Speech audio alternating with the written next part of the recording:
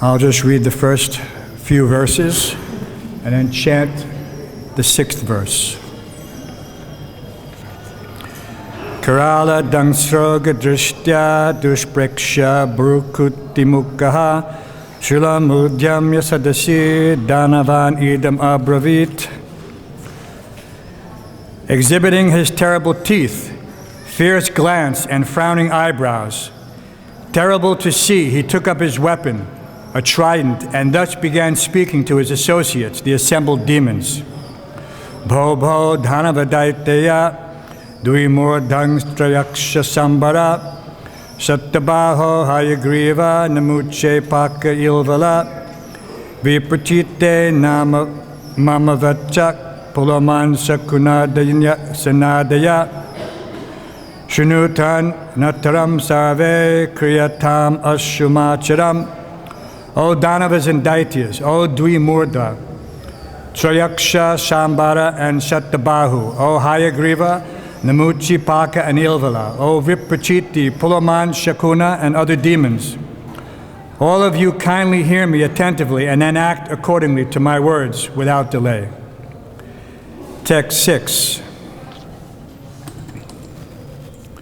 Shapatnar Gatitak Shudrar Sapatnar Gatitak Shudrar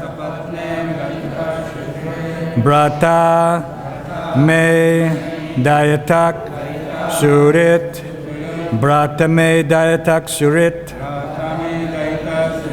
Pashni Grahena Harina Pashni Grahena Harina Semenapi Upadavanai Semenap Yapadavanai Semenap Upadavanai Sapatna Gatitak Shudra Bratame Dayatak Surit Pashni Grahena Harina Semenap Upadavanai Sapatna Gahitak Chudra Bratame Dayatak Surit Pashni Grahena Harina Semenap Upadavanai Sapatna by the enemies. And there's a footnote. Both the demons and demigods understand the Supreme Personality of Godhead to be the Supreme Master. But the demigods follow the Master, whereas the demons defy him. Thus the demigods and demons are compared to the two co-wives of one husband. Each wife is the sapatni, co-wife of the other, and therefore the word sapatna is used here. Gatitak, killed. Kshudra, insignificant in power. Brata, brother. Me, my. Dayatak, very dear. Surit, well-wisher. Parshnigrahena, attacking from the rear. Harina, by the Supreme Personality of Godhead. Samena, equal to everyone, both the demigods and demons. Api, although. Upadavanai, by the worshippers, the demigods. Translation. My insignificant enemies, the demigods, have combined to kill my very dear and obedient well-wisher, my brother, Hiranyaksha. Although the Supreme Lord Vishnu is always equal to both of us, namely the demigods and the demons, this time, being devoutly worshipped by the demigods, he has taken their side and helped them kill Hiranyaksha. Purport by His Divine Grace, A.C. Bhaktivedanta Srila Prabhupada. As stated in the Bhagavad-Gita 9:29, Samaham Sarvabhuteshu, the Lord is equal to all living entities. Since the demigods and demons are both living entities, how is it possible that the Lord is partial to one class of living beings and opposed to another? Actually, it is not possible for the Lord to be partial. Nonetheless, since the demigods, the devotees, always strictly follow the Supreme Lord's orders, because of sincerity, they are victorious over the demons who know that the Supreme Lord is Vishnu, but do not follow his instructions. Because of constantly remembering the Supreme Personality of Godhead Vishnu, the demons generally attain Sayujya Mukti after death. The demon Hiranyakashipu accused the Lord of being partial because the demigods worshipped him. But in fact, the Lord, like the government, is not partial at all. The government is not partial to any citizen. But if a citizen is law-abiding, he receives abundant opportunities from the state laws to live peacefully and fulfill his real interests.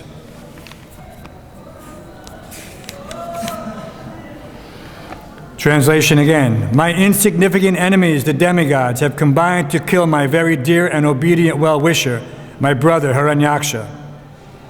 Although the Supreme Lord Vishnu is always equal to both of us, namely the demigods and the demons, this time, being devoutly worshipped by the demigods, he has taken their side and helped them kill Hiranyakashipu. Om Jnana Tamandasya Gananjana Shalakaya Chakshur Mritabhina Tasmai Shri Gurave Namaha. Mukam Karoti Vachalam Pangum Langayate Guram Yakripatamaham Bande Shri Gurum Dinatanam. So Hiranyakashipu is speaking like a true demon. Demons see things only from their particular perspective. They have no other vision except for their own self-interest. So Prabhupada has used that verse, Atmanam Manyate Jagat. Everyone is familiar with that. That one sees others, or one sees the universe through his own mind. And that same saying is paraphrased in the English vernacular. They say that one sees things through rose-colored lenses. Just like if one is wearing some sunglasses or you see many people, they like to have this profile. But they're seeing things through this colored lens. And that supposedly taints their vision, because you cannot see everything clearly. So the demons, they're always thinking of their own self-interest, and therefore they seek God in that perspective also. What can I get from the Supreme Lord? What can He give to me? Prabhupada used to quote the Christian prayer that they pray to the Lord, give us this day our daily bread. So why are they asking for this bread? Is not the Supreme Lord giving everything automatically? He used the example of the birds. That if someone puts a bag of grain, the birds will come and take. Krishna is automatically providing. They don't have to do any hard work. All right?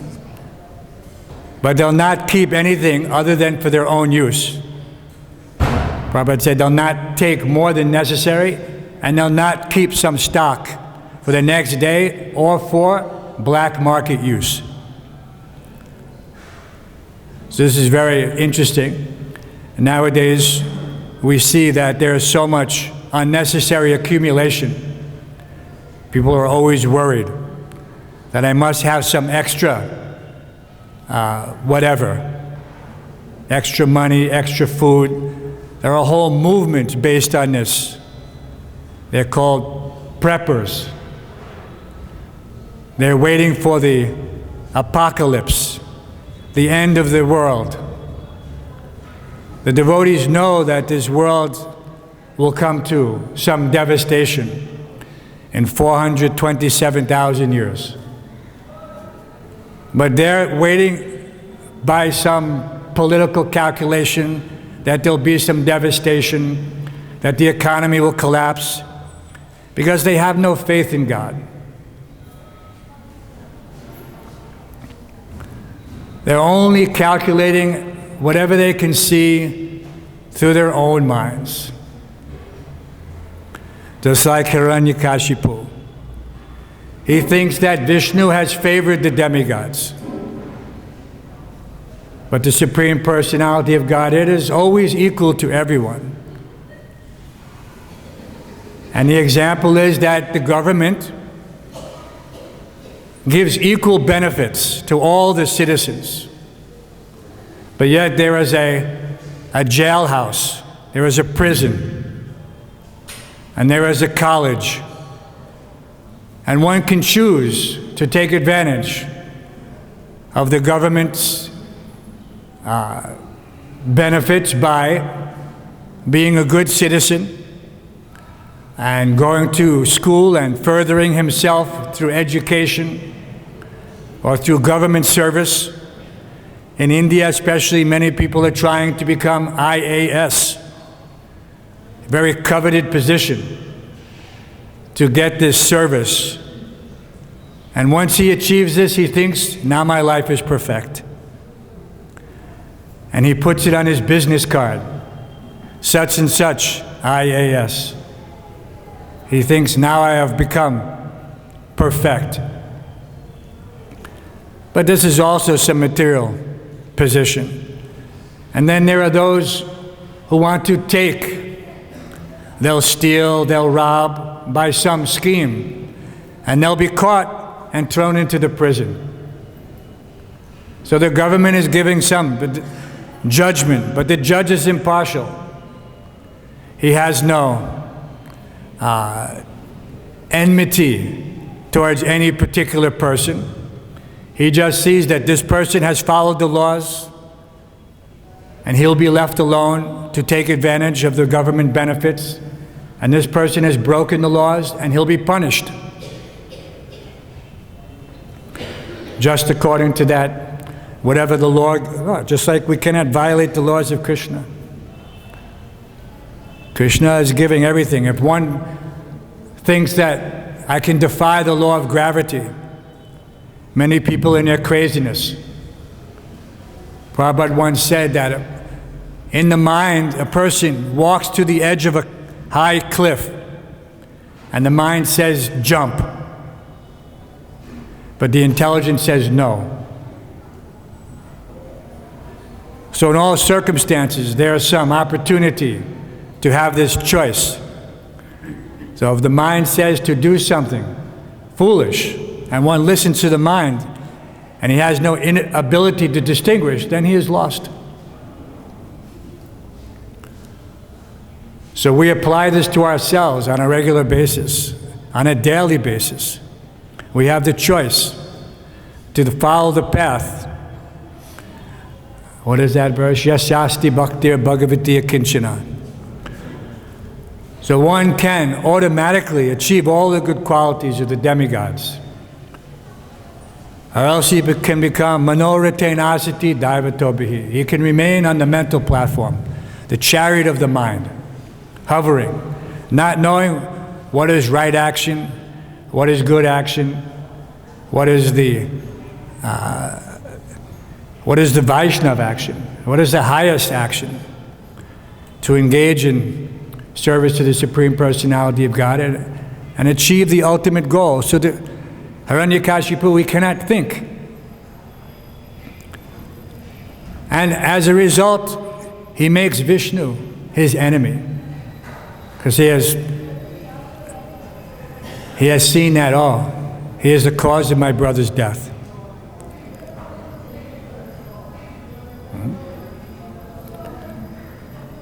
Anyway, we know the backstory. Hiranyaksha, Hiranyakashipu, Ravana, Kumbhakarna. We know these things.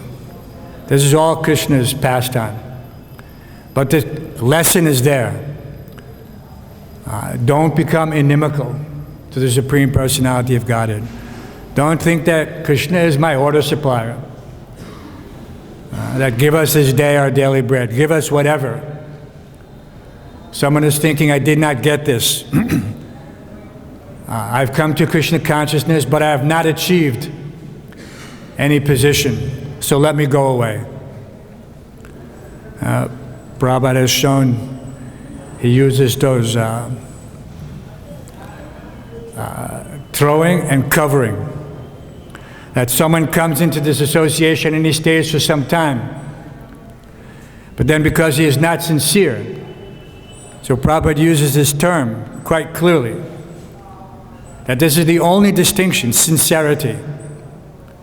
He could have said anything else. He could have used any other word, some philosophical consideration, that because they're not following carefully the rules and regulations or the varnashram. No, he's just used this one word, sincerity. The only difference between the demons and the devotees is the devotees are sincerely serving the Supreme Personality of Godhead. There is no motive. Absolutely no motive. So this has to be a clear impression in our minds, because we'll see so many distinctions that one person is following to some extent whatever he can accomplish according to his realization. But whatever he is doing, if he is doing it sincerely under the instructions of his spiritual master, then he will get the result. He doesn't have to be in some big position. Yasya devi parabhaktir yata deve tata guru. There's no criteria. It's like we see in the military or in some government service. One becomes first-class servant, second-class servant, third-class servant. He has to achieve some rank. And according to that rank, he gets some benefits. So it is not like that, so that I come in as, now I'm a bhakta, now I am first initiated, now I am second initiated, now I am grihastha, now I am sannyasi, now I am guru, GBC. No, this has nothing. Anyabhilasata sunyam. This has nothing to do with anything. The sincere person who is washing the pots, he is eligible for the highest realization. Prabhupada he used this word particularly, realization. That one automatically understands the imports of the Vedic scripture, but in another verse in the Bhagavad-Gita, when Prabhupada paraphrases this verse, he uses that term realization, revelation. So what does it mean? The demons, they're following some dharma, artha, kama, and moksha, but they have no revelation. There is nothing in the heart. They're such big, look at what they can do. Look what Hiranyakashipu can do. Simply by the movements of his eyebrows, the heavens shake. Such powerful personality. But at least in this manifestation, in this lila, he is demonstrating that he has no realization of the Supreme Lord within his heart. So that tadarajas tamo bhavo kama lobhadayasche cheta eteranavidam stitvam satvam prasidate. He has not got that. He is not able to rise to the level of goodness. He is disqualified. Only because he lacks that one ingredient, sincerity. The only difference. So many people, such big scholars, but they could not enter into the essence even of Bhagavad-Gita. But Srila Prabhupada, because of you see what he did, his whole life is one of sincerity. Such an example in every facet. Jai Shri Shri Gaur Nitai, Shri Shri Radha Shama Sundar, Shri Shri Krishna Balaram.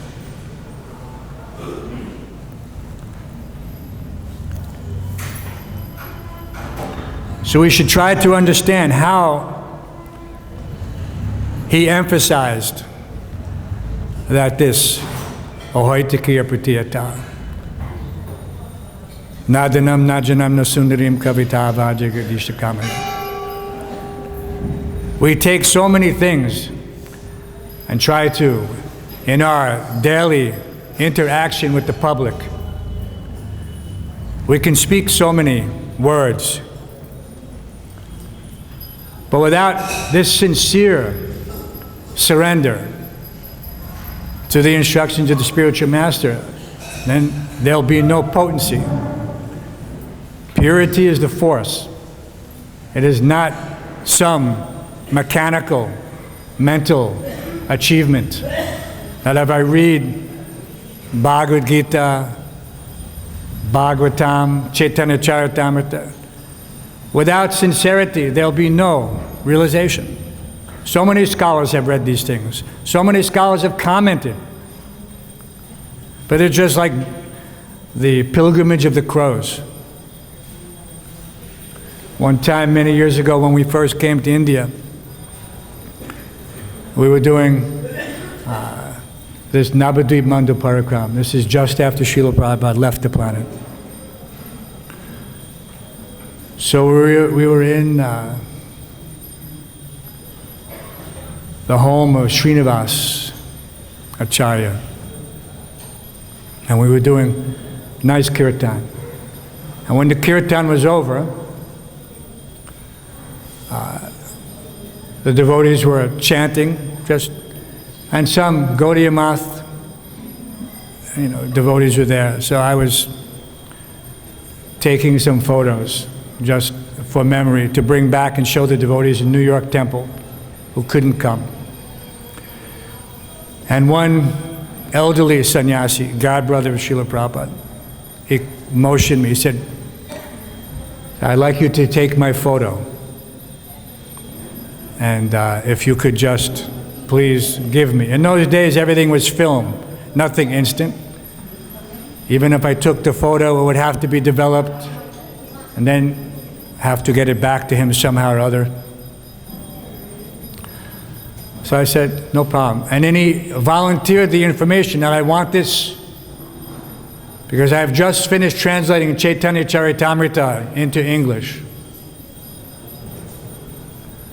And I thought to myself, and I said it out loud, Maharaj, Srila Prabhupada, our Srila Prabhupada, Bhaktivedanta Swami, he's already translated. Before 2 years, already there. But he was very proud that he had done this work. Because everyone feels that his Atmana Manyate Jiga, he thinks my realization is superior. Prabhupada said this is the definition of someone who is Muni. He has to have different interpretation. Same scripture. Everything's exactly the same. But he has to have some different interpretation. And this is, you could see there's something of a false ego there. Otherwise, what is the necessity? To duplicate. Srila Prabhupada's Chaitanya Charitamrita is unique. Even his contribution, singular contribution to teachings of Lord Chaitanya, at a time when Srila Prabhupada he expressed some doubt that I may not finish the translation of Chaitanya Charitamrita. So he gave us teachings of Lord Chaitanya And this essence, this concentrated nectar is so complete. Anyone who reads it, anyone who has the great fortune to understand it, his life is actually perfect. Prabhupada, so considerate, such vision and forethought, that because of his, who can understand his mercy? So let me translate, give the summary study of Krishna book, because he thought I may not finish this translation of Srimad Bhagavatam. And let me give this teachings of Lord Chaitanya, because I may not finish this Chaitanya Charitamrita.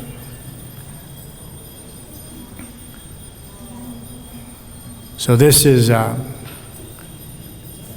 no one else could give such. And anyone who reads Krishna book, someone is thinking that this is bedtime stories for children, but that person has not clearly read Krishna book. If someone reads the prayers by the personified Vedas, this is the highest essence of philosophy. This exceeds by any measure anything that has been translated coming from the lips of such a pure devotee. Only he was competent and capable to give us this nectar. But still, there are those who think, no, I need to catch some other nectar. I need to use my small brain to understand this, some other scriptures. But this will not help one in his preaching. Because even the slightest subtle deviation, it's just like we understand in the old days when we used to put our name to papers officially, when we were running the temples and we had to sign some papers, we used to sign, we didn't give our legal names, so-called legal names. So many papers associated with the temple, everything says such and such Das, Guru Pita, A.C. Bhaktivedanta Swami Srila Prabhupada. Because he is our actual father. We took birth once from the womb of this material mother, but we took real birth, by the mercy of the spiritual master. So he is our father, he is our mother, he is everything. And one has to be convinced in this regard. It cannot be just some official connection. And when one goes about here and there he's thinking, oh, let me get some nectar here and there. Yes, some nectar is there, he thinks. But how is it superior? We call Sukadev Goswami. Why Sukadev? Because the ripened fruit has been touched by the beak of the parrot, it becomes even sweeter. So what can be sweeter than anything that has been touched by Srila Prabhupada? There's nothing. If anyone thinks that he knows that someone has touched this literature that has given more sweetness, then he's fool. He's actually fool. Regardless of what his so-called position is. If he's thinking, no, I'm getting this other nectar, then he's fool. He can say anything. So many times in the past, in the course of years, someone has come and said, oh, Prabhu, you should come and listen to this person and get this perspective. I'm thinking, why? Why should I have sat at the lotus feet of Srila Prabhupada? at whose feet all masters sit. What can I... And they're thinking, no, you can hear more. What more? What would I want to hear more than what Srila Prabhupada is giving? What would be the benefit? They have become so sincere that now they are not following Srila Prabhupada. So how did it benefit them? They are, according to the Chaitanya Charitamrita, asara. They have become useless. This is the words of Mahaprabhu. They have become useless. But they're thinking, no, I am big guru. I have my ashram now. I am guru. What is that? But they have been cut off. They only give lip sympathy to Srila Prabhupada. So this is a very dangerous situation. One should never deviate in the slightest. You know, Hiranyakashipu, of course, he achieved the great, this is just Leela, friends and enemies, all material considerations. Everyone is a servant of God. Srila Prabhupada said, some know it and some don't. Some know it and some don't. So we are those followers, and we want to openly advertise our affiliation with Krishna. We have no desire for these material achievements. And we're not interested in fighting. You know, that these things will always be there in the material world. Only a fool thinks that there are some. Prabhupada said, I give you the peace formula. Bhoktaram jagnatapasam sarva loka maheshwaram. So if one thinks that he knows of another peace formula, then he's also just not incomplete knowledge of the complete. Prabhupada said, incomplete knowledge of the complete. He doesn't know. Only the devotees know. So therefore the devotees don't worry about transient situations in the material world. This government change, this situation or that situation.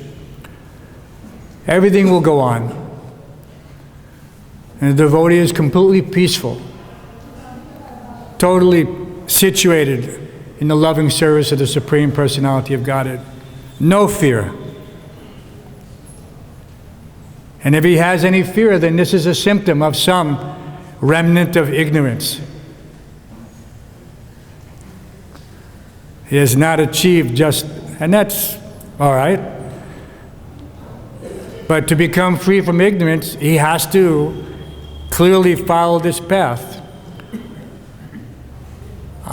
without any mental speculation, free from all sinful activities, free from mental speculation.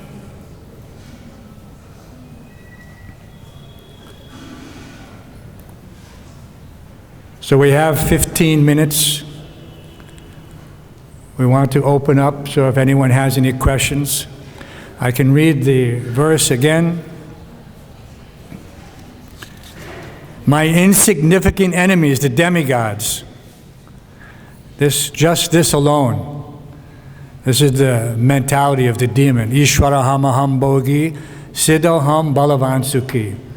What is he thinking? Ishwaraham, I am the controller. Siddhaham, I am perfect.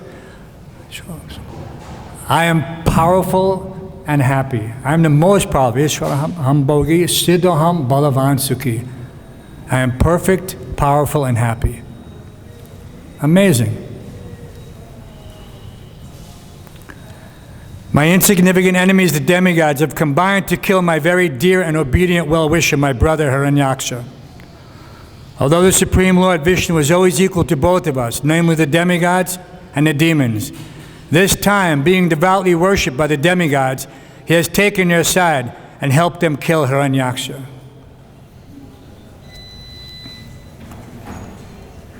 So any questions or comments or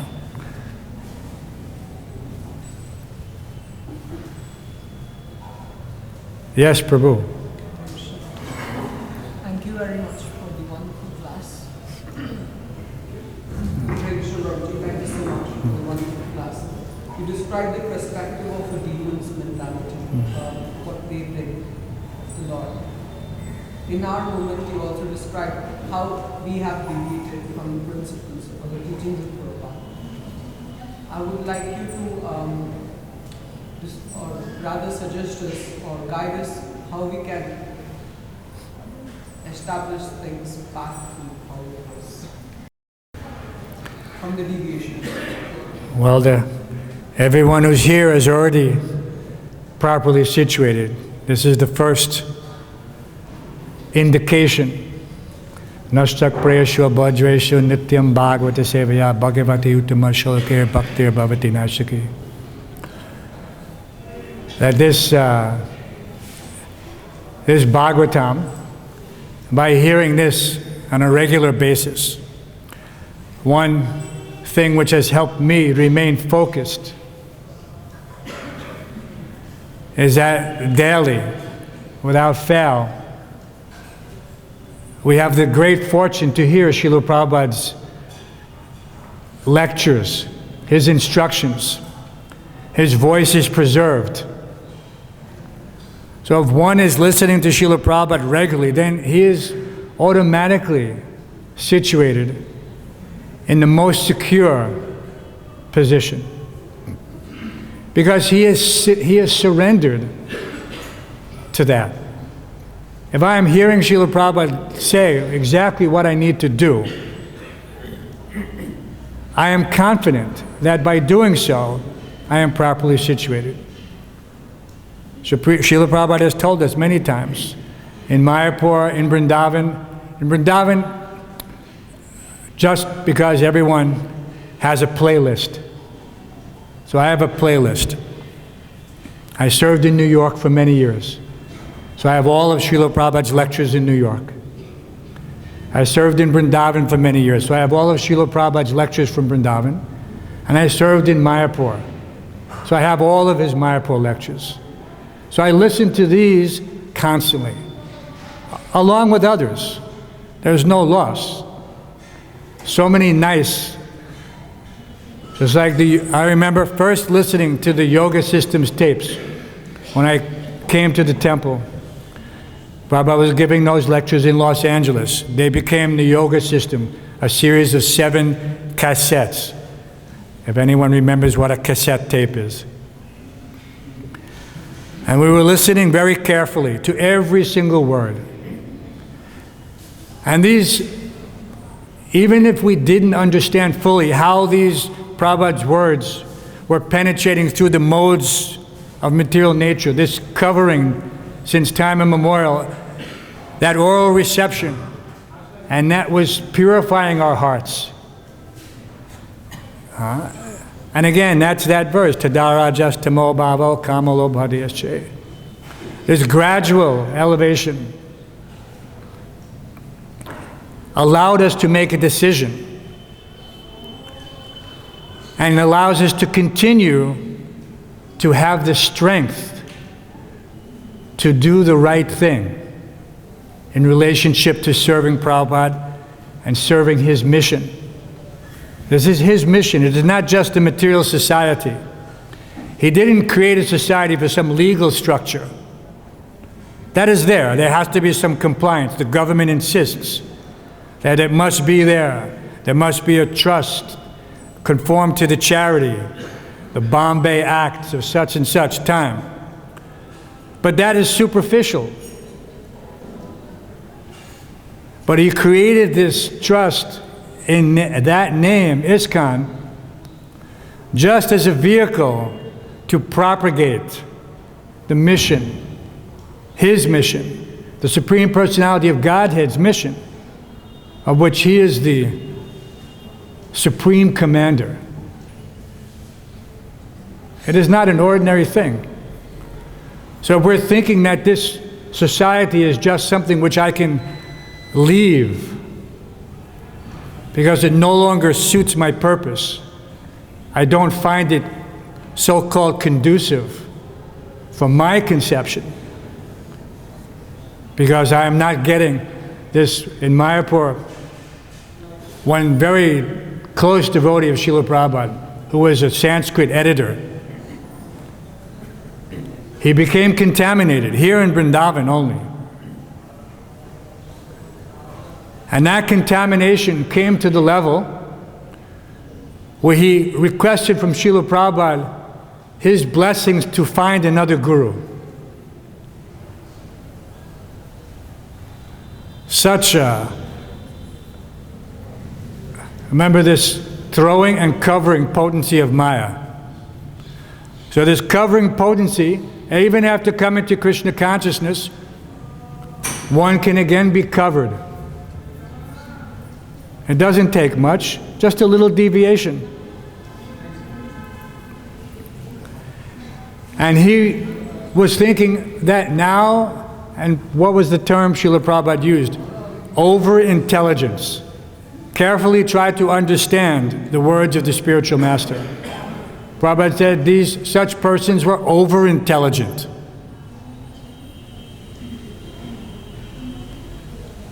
So then he's asking Srila Prabhupada, and what was the reason he gave? He said, because there's no bhajan here. Such a foolish so-called disciple. There's no bhajan.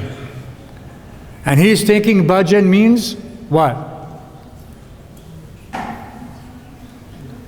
That I am engaged in some activity based on my limited perceptions, conceptions, that I want to concentrate on my siddha deha, my sarupa siddhi. As if he could get this information, this realization, independent of the service of the spiritual master, who is the only person who can award this realization, this revelation. So because he hadn't got it after whatever, at that time, maybe he was a devotee for 5 years. So impatient. So he's thinking, now I have to go somewhere else. And so Prabhupada said, I give you permission to go to hell. Just see. What an example for anyone who's thinking that I can, Prabhupada said, anyone who's thinking that he can become Krishna conscious outside of this ISKCON society, he's living in a hallucination. But people choose to ignore that at their own peril. They're thinking, no, actually this is not ISKCON anymore. Something has happened. These GBC or whatever, they give some excuse. I may or may not like. I may have my disagreements. Whatever it is. But Prabhupada has put this here for a purpose. If one has faith in Srila Prabhupada, then he has faith that the purpose will be revealed just like everything else will be revealed. So one has to work in that sincere attitude that Krishna will provide everything according to his sweet will, not according to mine. If I am impatient and thinking this is not happening fast enough, then who am I? I've had millions of births, and if I'm not careful, I have millions of more. So how foolish that I can think that I will do something independent and somehow or other achieve something greater? All foolishness. But still someone wants some name or fame. I'll become known for this. Some as famous for whatever. Some ecological contribution. No, these are all useless things.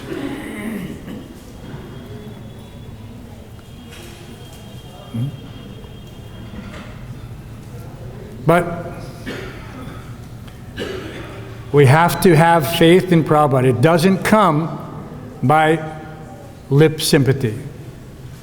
One has to dedicate himself on a regular basis, on a daily basis, to doing that which Srila Prabhupada has instructed. Not just that I'm chanting my 16 rounds, I'm following the 4 principles. What am I doing to serve the mission? What am I actually doing?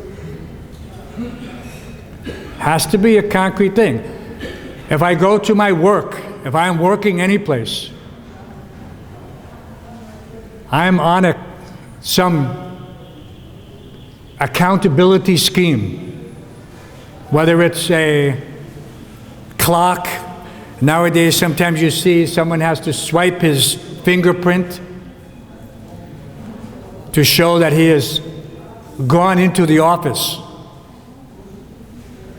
that he is physically there, and that he has spent a certain amount of time, and at the end of the day, again he has to swipe his finger. That he has put in his 8 hours, 10 hours, 12 hours, whatever.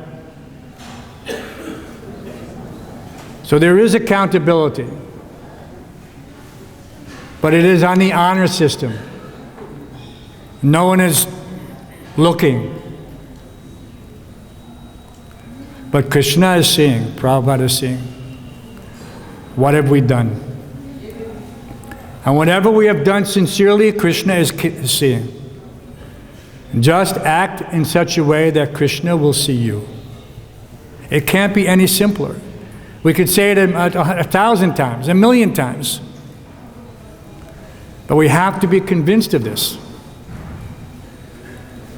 It is not by our own endeavor. It is by our own endeavor, but our endeavor to put ourselves at the lotus feet of Srila Prabhupada and engage in his service. That is our only endeavor. We cannot do anything else. And Krishna will give us service. You're chanting sincerely, my dear Lord, my dear energy of the Lord, please engage me in your service. So Krishna will give. But then someone is thinking, no, I don't like this service. So what is that? Krishna has given some service and he thinks, no, I don't like this service. I don't like this Goshala service. It is I have to get up too early. I have to do some things it is not someone is thinking, this is not my ashram, this is not my varna. I am a brahmana. I cannot do this work. But this is Krishna's Goshala, not some mundane Goshala. I'm not doing for my pleasure. I'm doing for Krishna's pleasure. Or the temple. I cannot clean the temple. No, I am coming from Brahmin family. I cannot clean the temple. So what is that material consideration? How is he thinking?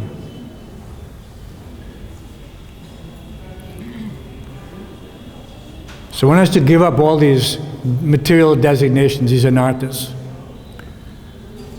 Otherwise he is again condemned. He is again condemned. You know, even after coming to spiritual life. So many excuses not to do service. The temple commander is asking and he's thinking, no, I don't want to do this. So then that's okay. You can go home. You know, this is not for you. This life is not for you. This is a life of surrender only. But someone is thinking, no, we didn't have that luxury. When Srila Prabhupada was on the planet, he was very strict. And one must come and he must engage. Otherwise, Prabhupada said he can go home to his mother. These are his words.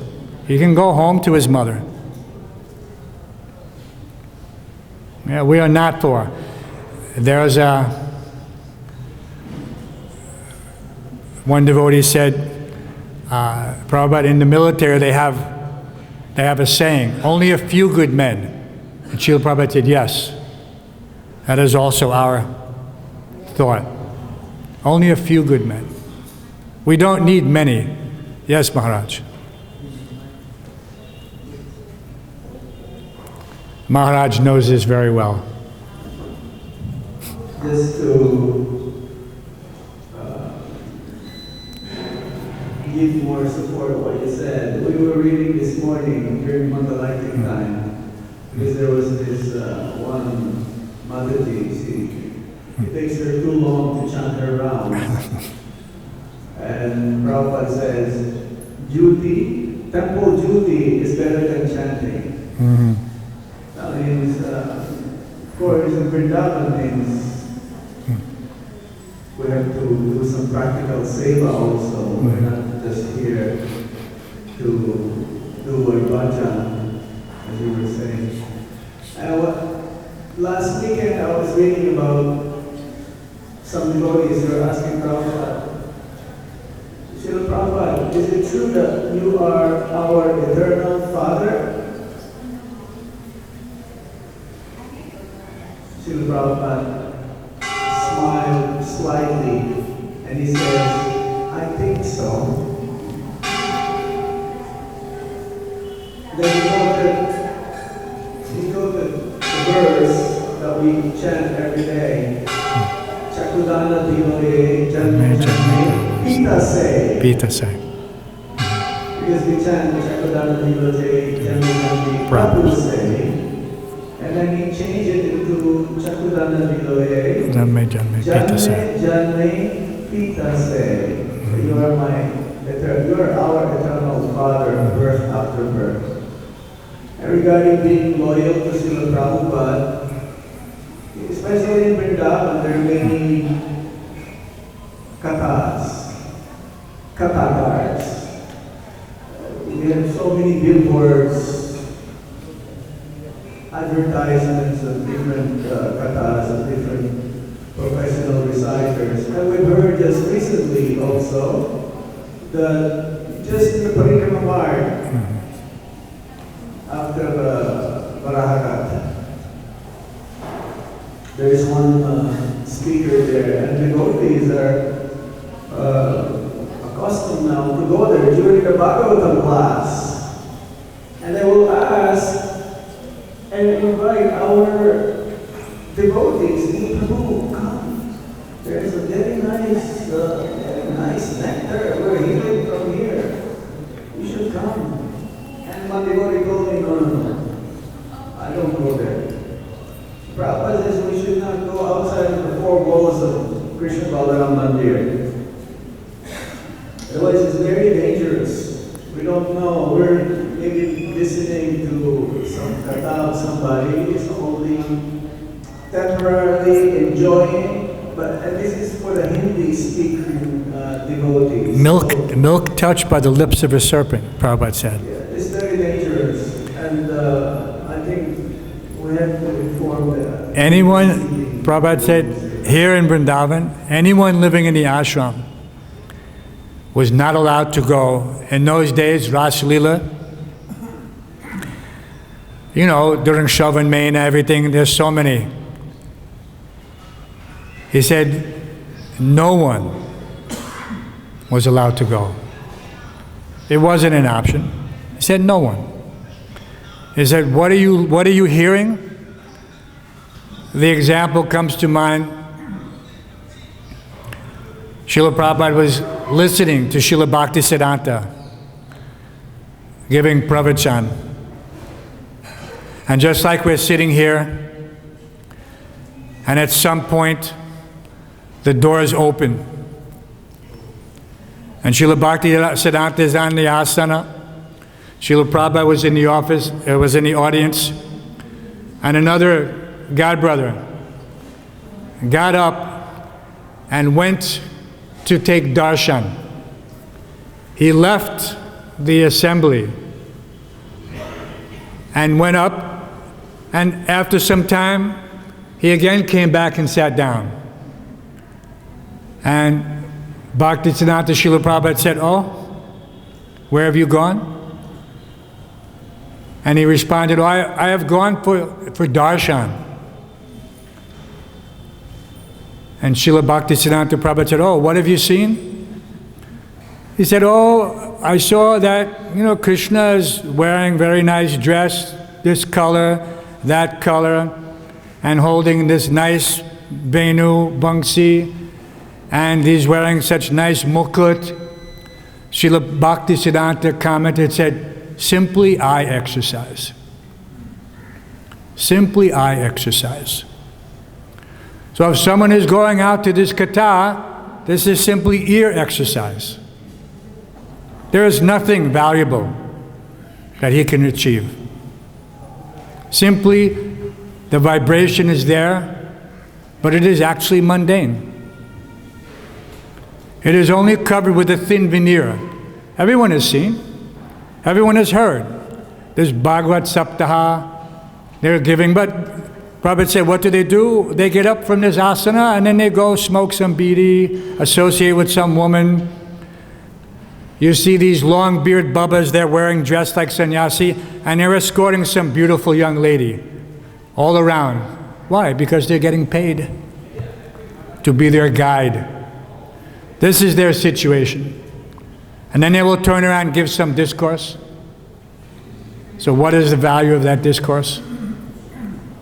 So eye exercise or ear exercise, there is no value. But if we can hear, and this is the key, if we can hear from the lips of the pure devotee, there is no substitute. Because we are considering ourselves followers of Srila Prabhupada, hearing from him allows us to go out and repeat the message purely. Otherwise, in my mind, I may be thinking, I've heard this, I've heard that. What am I repeating? Am I repeating purely what I've heard from Srila Prabhupada and read in Srila Prabhupada's books? Or am I mixing it with something I've heard from some other place? What is the value then? Now I am guilty of giving poison. So one has to be very careful if he wants to be an effective nimitta matram bhava savyasachin. We want to become an instrument, a useful instrument, not a broken instrument. A broken hattori is useless. What can it do? It may even look like hammer. But you know when you hit something and it gives that sound that, oh, this is a broken, you cannot use it. You cannot apply it with force. So we want to become an instrument in the service of Srila Prabhupada and Krishna. And for that we have to be faithful. And that's the only way that this ISKCON will remain intact. You are ISKCON. We will all die. We're on their last point. Prabhupada said, fag end of life. This is the last. How long can we be? When I was a young man and I joined, I was not thinking how far ahead. And Srila Prabhupada was telling us, I will not be with you forever. But we were not thinking. We were only in our 20s. Yeah. But that time is already gone. And so now it depends on all of you. But who will take responsibility? Everyone is thinking, no, someone else will do. Who is that someone else? It's just like, well, someone else will pick up the trash. When we walk around the temple, we should not neglect and thinking that this is not my duty. No, of course it is our duty. Sringara tan mandira marjanado. Who else's duty? If there's trash lying in a temple and someone is going to see that, look at these ISKCON devotees, they keep their temple in such a filthy condition. Because I did not pick it up. It is our duty. This is our temple. This is our spiritual master's institution. It is his reputation, and it is my responsibility and obligation. So we have to think like that and apply that same rationale to all aspects of Krishna consciousness. So when you're chanting 16 rounds and begging the Lord for engagement, and he comes to you and at some point he says, yes, you can do this.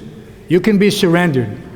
You can go someplace and open a temple. You can go someplace, become the temple president, or the pujari, or the cook, or the temple, whatever, the sannyasi. Whatever is involved. And then you think, no, I don't want to do this.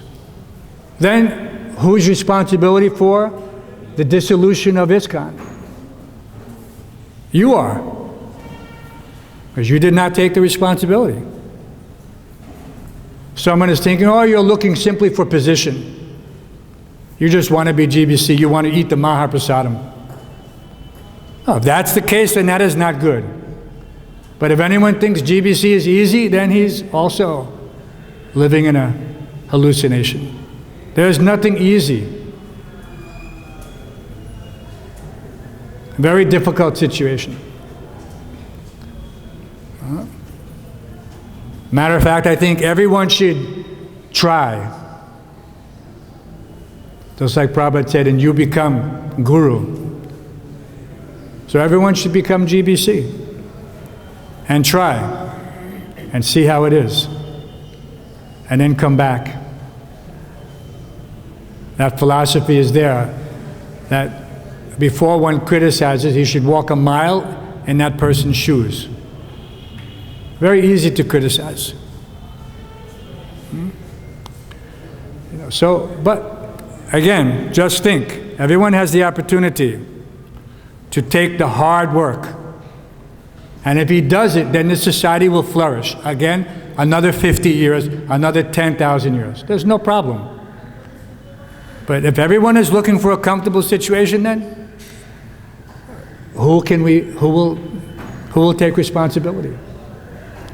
And then you may have a situation where those who are not qualified are the only ones willing to take the position for the wrong reasons.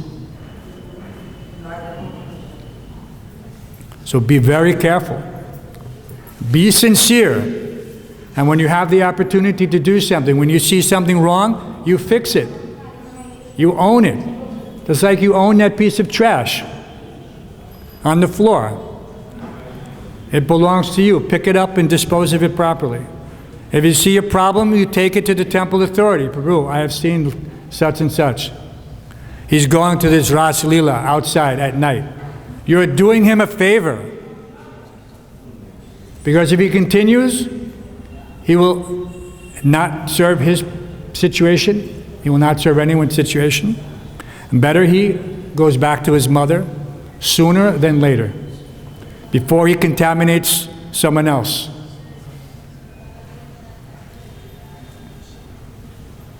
Purity is the force. Anything else, Maharaj? Any last questions? It's getting late. I'm just going to make one last comment. Yes, Maharaj. Prabhupada was once asked, are you ISKCON? Prabhupada says, no, I am a member of ISKCON. But he told Guru Kripa another story one time.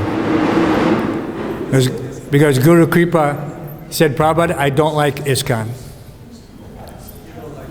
He says, but then you don't like me. Because I am ISKCON. He said, I don't like my godbrothers. He said, I only like you. So it's a very special. Prabhupada is simultaneously one and different. He is a member of ISKCON and he is ISKCON. That's like Mahaprabhu. Simultaneously one and different. Any other final questions? Hare Krishna. All glories to Srila Prabhupada. Srimad Bhagavatam ki.